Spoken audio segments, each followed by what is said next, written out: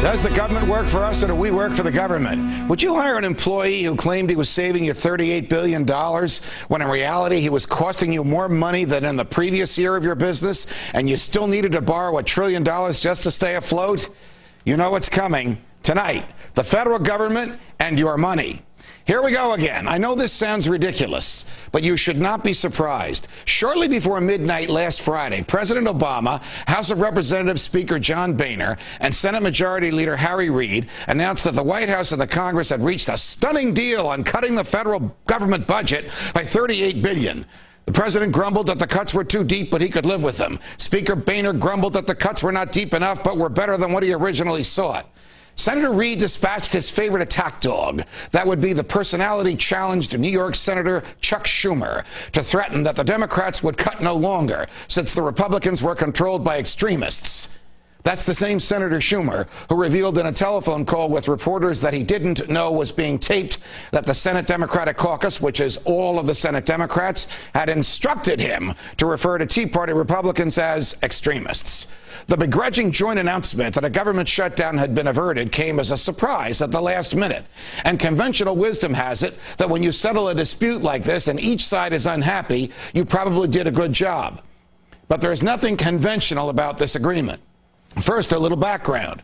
According to the Constitution and federal law and a 230-year-old tradition, the president proposes a budget sufficiently in advance of the fiscal year in which he wants to spend the money, and the House of Representatives approves, modifies, or disapproves. Then whatever the House has voted on goes to the Senate, then back to the House, then to the president for his signature.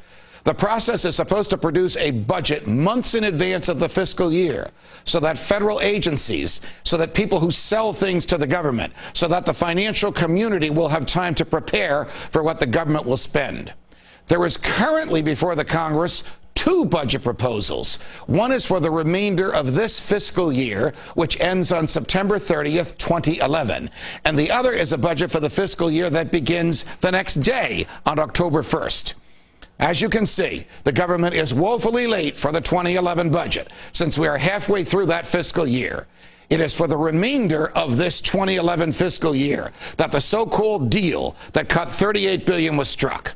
So, what did they cut $38 billion from? They cut it from what the president wanted to spend, and he wanted to spend far more in 2011 than he did spend in 2010. Thus, even with the so-called cut, spending for the remainder of 2011 will increase, not decrease. As Senator Rand Paul told me on this show last night, only in Washington can a budget that spends more than it did the year before and with a larger deficit be portrayed as cutting. He's right. And the Republicans who boasted that they cut $38 billion and the Democrats who condemned them for doing so are all playing a shell game. America, we are at the precipice of a very deep abyss. It is an enormous hole that needs to be filled with $14.3 trillion. And the president just wants to dig that hole deeper. Since Barack Obama became president, he has increased the debt by $4 trillion. In the next 6 months, he wants to increase the debt by another trillion. And in the 2012 fiscal year, he wants to borrow another $1.7 trillion. America, the White House, and its enablers in Congress are out of control. They have tricked even well-intentioned folks into believing that the economy will collapse if we don't borrow more. That's nonsense. The economy will tank if we do borrow more. It is utterly immoral, illegal, and unconstitutional for the government to borrow when it has neither the intention nor the means to repay the loan. Let me modify that. The government does repay its loans. It just does it with more loans. Would you hire people who run the federal government to run your business or your household or even your checkbook? The answer is obvious, and that leaves another obvious question. Why are these people running the government? Tonight on Freedom Watch at 8 p.m. Eastern on the Fox Business Network, I will go toe-to-toe with Bill Kristol on the president's warmongering in Libya. From New York, my friends, defending freedom. So long, America.